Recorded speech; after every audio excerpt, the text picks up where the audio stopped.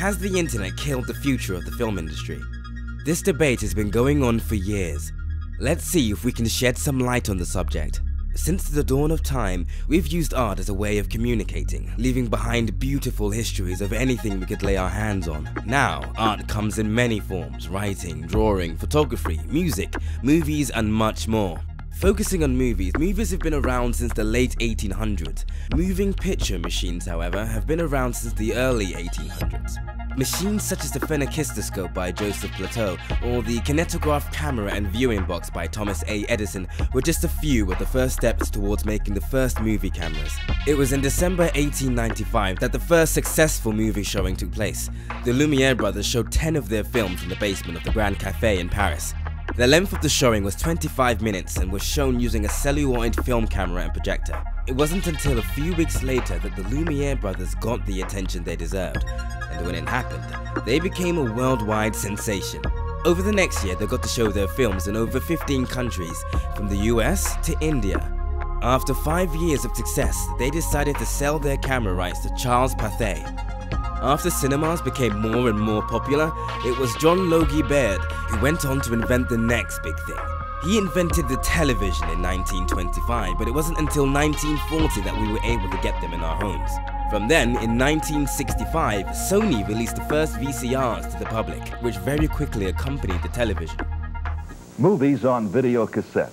Enjoy the best for less from the library of the future. This was the very first form of piracy, as people would record content from one tape onto another and would sometimes sell it for a cheaper price. 4 years later, in 1969, a man by the name of Timothy John Berners-Lee invented something that would change our lives forever.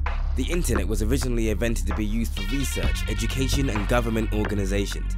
It was meant to work as a link between people in case of a military attack and people were cut off from their normal ways of communicating. Sadly, we now use this fascinating invention to watch cat videos, speak to faceless people, and cut ourselves from the real world. After that, DVDs were the next thing to catch on. They were available in Japan first in 1996, but reached Europe soon after in 1998. Unfortunately, someone else invented a DVD ripper, which allowed DVD owners to rip the content from the DVDs and upload them to their computers, which meant that they too could make copies of the content and sell them for a cheaper price, meaning that for those copies, no money went to the film industry. In 1997, a few months after DVDs came out and the internet was in full swing, Reed Hastings and Mark Randolph founded Netflix. Originally 14 years ago, DVD was new and exciting, and I'd gotten a big late fee on a DVD, bringing it back to the video shop late, and I was mad about it. And it got me thinking about DVD by post, and the dot-com days in the 90s and early 2000, we were doing DVD by post. And then 5 years ago, we started streaming, and it's just been a rocket ship. People love click and watch. It's unlimited. You can just watch as much as you want, and it's instant. A couple of years after Netflix was founded, Sean Parker and Sean Fanning created an application called Napster. Napster was a file-sharing application that would allow users to share music files with anyone who was connected to the application. This system, what's most interesting about it is you're interacting with peers. You're exchanging information with, the person down the street. This meant that hundreds of people using the internet were getting their hands on music for free. This hit the music industry hard. In 2001, they were taken to court by many record labels over their impact on the music industry. In September of that year, they settled parts of the lawsuit and decided to make Napster a subscription service. But it was only 2 years later that it all happened again. A group of people got together and founded a site called Pirate Bay. To this day, Pirate Bay has been the biggest file-sharing site that allowed users to share not only music, but anything they wanted. This resulted in the film industry losing billions in profit as people would resort to downloading a film online instead of going to the cinema or buying the DVD. Frederick Ney, Gottfried Svartholm, and Peter Sunday, founders of the Pirate Bay, saw this as sharing more than stealing. The only way US movie companies could fight this was to get the Pirate Bay shut down, and they succeeded in doing so early 2012.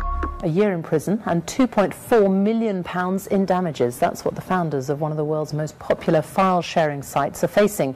Their Pirate Bay site allowed 25 million users to share music, films and computer games for free.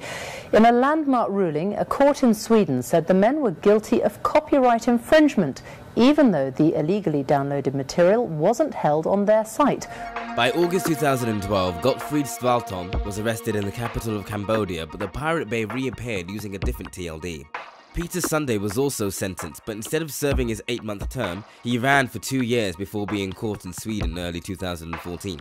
And last but not least, Fredrik Ney was caught in Asia in November 2014. Ney was tracked down by a law firm that was paid for by US film companies.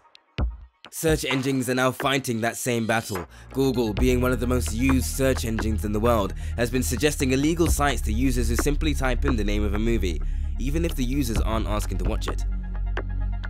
And social media sites. It's impossible to block out someone else's opinion on a film you haven't seen when it's right in front of you.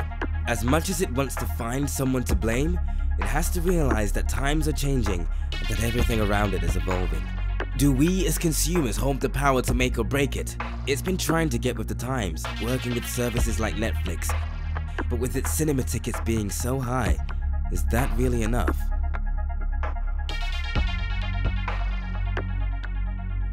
So, has the internet really killed the future of the film industry?